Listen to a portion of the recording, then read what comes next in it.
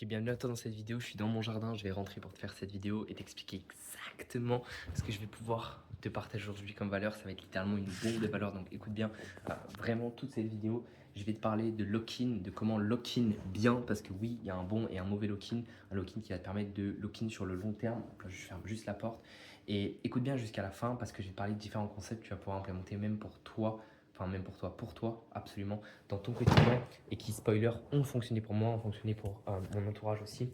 Donc je t'invite à vraiment bien écouter ce que je vais pouvoir te partager parce que ça va être littéralement vraiment insane en fait, ça va être insane et je vais vraiment te partager exactement comment bien lock-in, parce que je pense que tu as dû déjà tester si tu es sur cette vidéo que le lock-in c'est pas si simple, c'est pas juste je ferme les écoutilles, je parle à personne, je fais plus rien et je lock-in.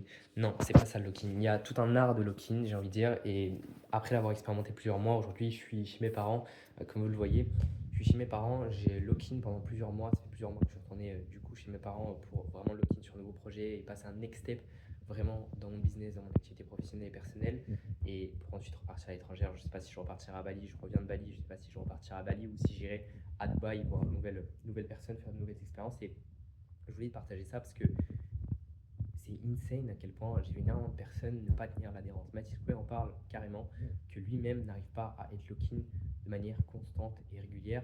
Alors si lui n'arrive pas à être constant et régulier sur son lock-in, et je dis pas que c'est Dieu, mais quand même chaud, il fait quand même plusieurs centaines de milliers d'euros par mois, et je prends cette référence parce que si tu regardes cette vidéo, tu connais sûrement Mathis Coué. Donc, je vais te parler aujourd'hui de plusieurs concepts, comment bien lock-in, comment lock-in sans tuer ta santé et en tenant ça sur plusieurs mois, ça fait plus de 6 mois que je lock-in maintenant. Euh, c'est insane parce que j'ai pu tester énormément de choses, concepts, idées, j'ai partagé tout aujourd'hui, tu as un résumé, vraiment ça va être insane. Donc écoute bien, à la fin de cette vidéo, j'ai un petit papier pour vraiment avoir la valeur condensée parce que je respecte vraiment ton temps et ton énergie, donc ça va être insane. Ok, commençons sans plus tarder directement. La première chose que tu dois savoir, c'est qu'il ne faut pas que tu sois un autiste en lock-in. Arrête d'être un autiste en lock-in. Si jamais tu es un autiste, arrête ça, ok? Et j'ai rien contre les autistes, j'ai rien contre les personnes qui ont un QI plus bas ou qui ont des difficultés, des handicaps, pas du tout. Mais je pense que la majorité d'entre vous, justement, sont des autistes. Et c'est un vrai problème parce que la réalité des choses, c'est que tu ne peux pas être en lock-in et être en autiste. Un autiste, qu'est-ce que c'est? Un autiste, c'est une personne qui n'a pas d'adhérence. C'est quelqu'un qui coupe sa vie sociale, qui coupe tout autour en fait, de son lock-in. Il lock-in, vraiment il lock-in. C'est-à-dire que c'est un robot, une personne qu'on prend, qu'on met dans une pièce, qu'on fait descendre ou monter en fonction de ce se trouve la cuisine par rapport à ton bureau, pour aller manger le midi, aller manger le soir et au retour à la chambre le soir et vice-versa et on recommence. Et c'est juste ça, hein. C'est bureau, cuisine, dormir, bureau, cuisine, dormir, bureau, c'est le sort de métro boulot dodo du business de l'entrepreneur, ok?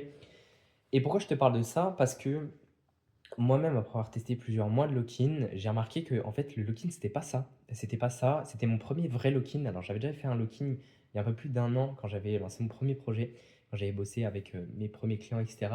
Et à ce moment-là, en fait, j'avais pu tester ce lock-in-là et aujourd'hui, je l'ai retesté. C'est complètement différent. Pourquoi? Il y a deux points qui sont importants à retenir dans le lock-in, c'est l'adhérence et la passion et les hobbies.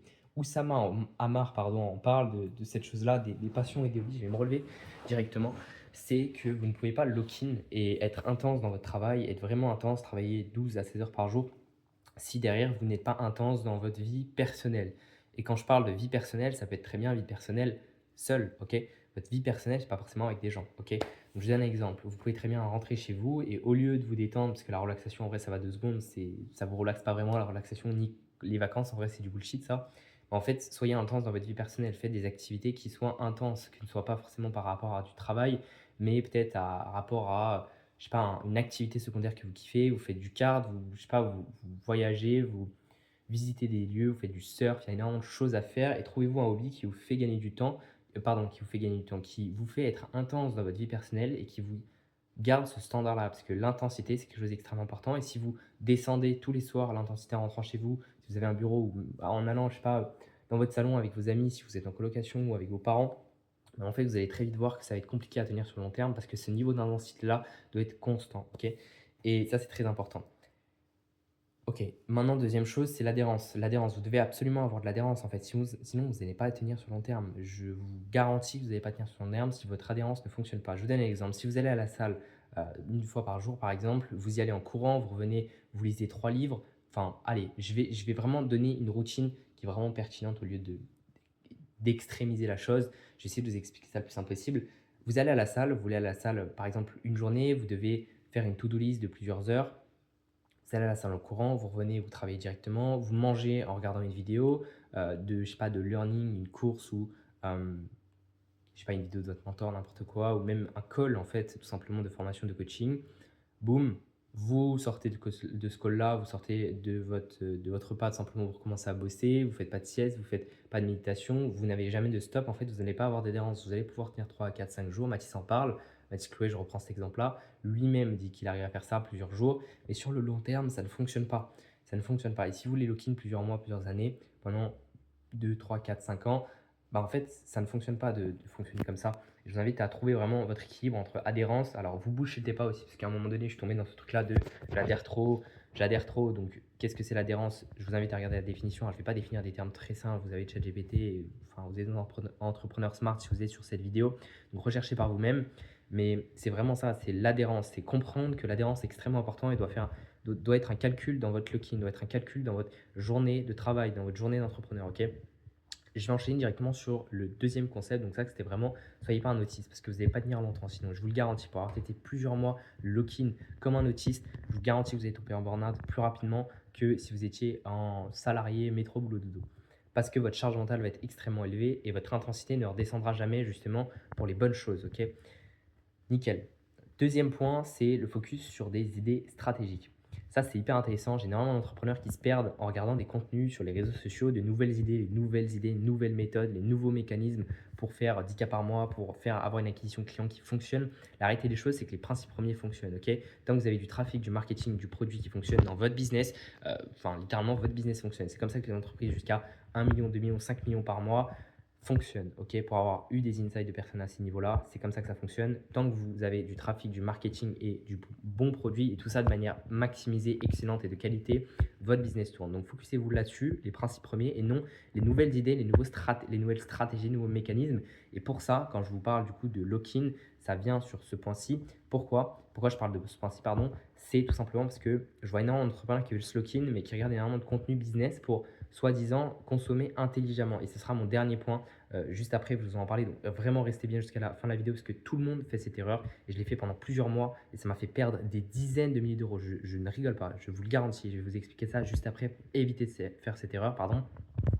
Donc, focussez-vous sur consommer des contenus qui sont généraux et pas vraiment précis sur des mécanismes, nouvelles méthodes. Sinon, vous allez vous éparpiller, vous allez avoir des nouvelles idées justement de stratégie, mais ce n'est pas des nouvelles idées, c'est votre focus qui se disperse, du coup votre énergie qui se disperse. Ok, il y a un point qui est très important et je vais vous en parler, ça vous fait rire. Enfin, moi, ça m'a fait rire quand je l'ai appris.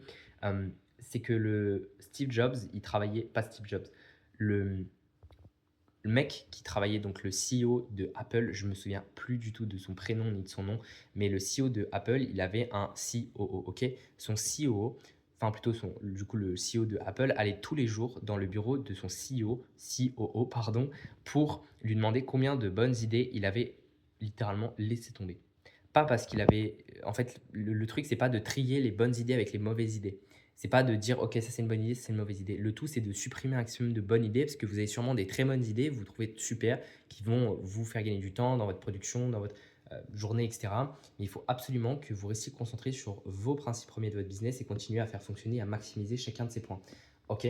Et je vous dis ça parce que vraiment, le CEO de Apple, CEO de Apple, allait dans le bureau de son COO tous les jours pour lui demander combien de bonnes idées il a laissé tomber. Parce qu'en fait, on ne peut pas, pour construire un énorme projet qui a de l'impact, qui fonctionne à une énorme échelle. Là, je vous parle d'Apple, mais si vous faites un business qui fait 10, 15K, 50K par mois, à votre niveau, c'est exactement pareil. Laissez tomber un maximum d'idées dans votre journée, de bonnes idées, et focussez-vous sur ce qui fonctionne, ok, sur votre stratégie. Focussez-vous pendant 6 mois, 1 an, et voyez si ça fonctionne, et ensuite vous changez. Ne changez pas toutes les semaines, ne changez pas même tous les mois, même tous les 6 mois, c'est trop court terme pour savoir si une stratégie fonctionne. Ayez des chiffres vraiment. Bref, focussez-vous sur les idées générales et pas les principes premiers et pas les stratégies, parce que les stratégies, ça dépérit. Les stratégies, ça ne dure pas dans le temps, ok? Alors que les principes premiers, les principes fondamentaux, si vous ne savez pas la définition principes premiers, principes fondamentaux, etc., allez voir la définition sur Internet. Je ne suis pas ChatGPT, mais c'est extrêmement important de se focus là-dessus parce que c'est des bases qui vont fonctionner maintenant, qui ont fonctionné à 50 ans et qui fonctionneront dans 50 ans dans votre business, dans votre entreprise. Si vous voyez le long terme, si vous ne voulez pas faire un coup de cash en 6 mois, 12 mois, je vous conseille énormément de vous focuser là-dessus. La troisième chose que je vais vous aborder, c'est le focus des inputs. Ça, en vrai, un petit peu là-dessus, c'est vous focuser sur des inputs qui vont dans le sens de votre business. Ok, je vous donne un exemple. Si vous êtes sales reps, donc je définis sales reps, un closer par exemple, ou un setter phone, un closer qui fait des closings pour du coaching par exemple. Je vous donne cet exemple-là. Focussez-vous sur vous bourrer d'input. Je rappelle pourquoi je parle de ça. Parce que votre corps, comme votre business, comme toute chose dans la vie, est un système. D'accord? Ça fonctionne comme ça. Il y a input, ensuite il y a process, ensuite il y a output et le feedback qui vient comme ça. Checkez, tapez process, euh, check, tapez pardon, input, process, output, feedback sur la barre Google. Vous verrez à quoi ça ressemble. Ce schéma-là, je l'ai en fond d'écran. Et vous verrez tout de suite que en fait, quand vous comprenez ça, déjà, non seulement ça va faciliter votre réflexion, faciliter le fonctionnement de votre business, mais aussi votre corps. Vous savez que tout ce que vous faites rentrer dans votre tête, tous les inputs qui rentrent dans votre tête, vous conditionnent à chaque instant. Là, actuellement, j'ai énormément de choses qui me conditionnent. J'ai la lumière dehors, j'ai les choses que je regarde, j'ai le papier que j'ai dans les mains, j'ai les habits que je porte, j'ai ce que j'ai mangé ce midi qui me conditionne. Tout ça, c'est en train de me conditionner des millions et des millions et des millions de stimuli qui me conditionnent en permanence. Si vous choisissez ces inputs, on a le pouvoir, littéralement, on a la conscience de choisir nos inputs.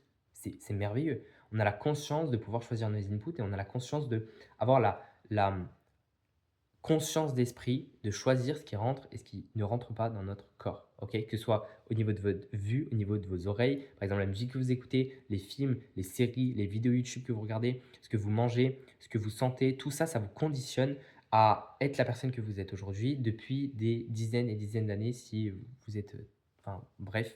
Et donc, si vous focussez sur des inputs qui vous rendent meilleur en vente, par exemple pour là du cas du closer, vous allez prendre un niveau, vraiment, vous ne conseillez pas. Si vous bourrez que d'inputs de ça tous les jours, tous les jours, tous les jours, vous mangez de bonnes choses, vous avez des bons inputs dans votre journée, vous travaillez avec les bonnes personnes, vous avez des conversations enrichissantes, vous regardez les bonnes vidéos YouTube de qualité, les bons cours payants de qualité, les bons coachings, les bons accompagnements, vous parlez aux bonnes personnes et vous mangez bien et vous dormez bien, tous ces inputs-là, ils vont vous conditionner de la manière la plus pertinente possible. Parce que si vous focussez les bons inputs, par exemple, en période de lock-in, je vous conseille énormément d'avoir des inputs de tryharder. Allez pas regarder des films, allez pas. Enfin, ça fait pas de mal, je veux dire. Même moi, aujourd'hui, des fois, je regarde des films, c'est très ponctuel, mais je regarde, ça m'arrive, ça m'arrive. Des choses qui arrivent et c'est normal. Mais il faut que vous compreniez que si vous focussez sur des inputs qui ne vous servent pas, votre business n'avancera pas. Il faut absolument que vous focusiez sur des inputs qui fonctionnent et qui vous servent. Je vous donne un exemple, Lokin, lisez du Grant Cardone, lisez du David Goggins, lisez des personnes qui sont des tryharders, qui ne s'arrêtent pas, qui ont un mental d'acier, qui y vont et vous allez voir tout de suite que votre business, votre cerveau va se programmer par rapport à ça. Et le faites pas 2 jours, ça marche pas 2 jours, ça marche 30, 15, à partir, je dirais, entre 15 et 20 jours, vous commencez à avoir des vrais effets de ça. Si, même 5 jours, si vous le faites avec une intensité élevée, ce qui compte, c'est pas le temps, c'est l'intensité. Et ça, c'est une des leçons, je pense, j'en ferai une vidéo entière, mais bref, focussez-vous sur les inputs, c'est extrêmement important. La dernière chose, je l'ai déjà abordé, c'est en fait consommer des choses générales. Au lieu de consommer, et ça rejoint du coup mon point sur l'adhérence, vous ne pouvez pas ne rien consommer, vous ne pouvez pas avoir zéro dopamine, être travail, bonne diète, aller à la salle en courant. Vous n'allez pas adhérer longtemps si vous faites ça. Donc consommer des choses, c'est ok si vous le faites dans la bonne et vous contrôlez ça.